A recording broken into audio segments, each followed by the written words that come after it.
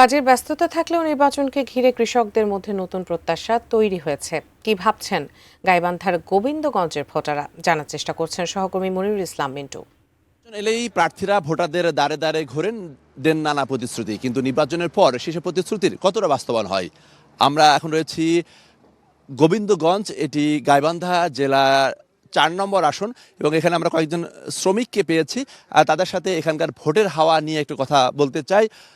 এবং এখানকার যারা রয়েছেন, কেউ ইটভাটায় কাজ করেন, কেউ ইট টানেন, তাদের কয়েকজনের সাথে আমরা একটু কথা বলতে চাই। এবারে নির্বাচন আসলে কেমন দেখছেন?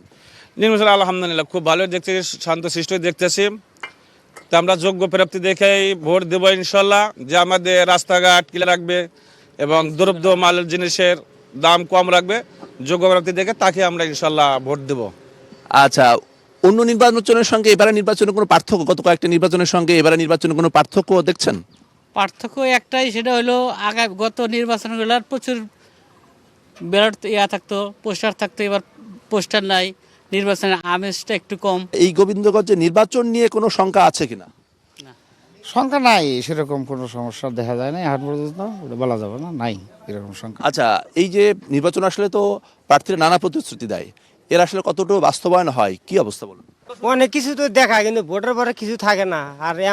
আর এখনো কোনো প্রার্থী আমার কাছে কোনো ভোট মোট চায় না। যাকে ভালো লাগবো মাঠে যা দেখবো, যার ফিল ভালো হবো তাকে দিব। চাষাবাদের কি অবস্থা? সারের দাম অনেক বেশি, কৃষকেরা ন্যায্য মূল্য পায় না। নতুন সরকারের কাছে কি প্রত্যাশা? তো সরকারে এখনো যে সার, এখন আমার একটু সার হলে ভালো হয়।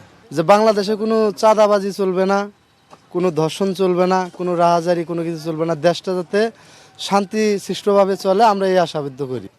এই এলাকার মানুষ বেশিরভাগই দরিদ্র মানুষ, কর্ম এবং খেটে খাওয়া মানুষ। তারা একদিকে যেমন চান যে কৃষকদের জন্য উন্নয়ন হয়, সেই সঙ্গে কর্মসংস্থানের যে ব্যবস্থা, সেই ব্যবস্থা যেন হয়, এবং তারা প্রত্যাশা করছেন যে 12 তারিখ যেন একটি অবাধ সুষ্ঠু ভোট অনুষ্ঠিত হয় এবং সেই ভোটে তারা যেন তাদের যোগ্য প্রার্থীকে ভোট দিতে পারেন।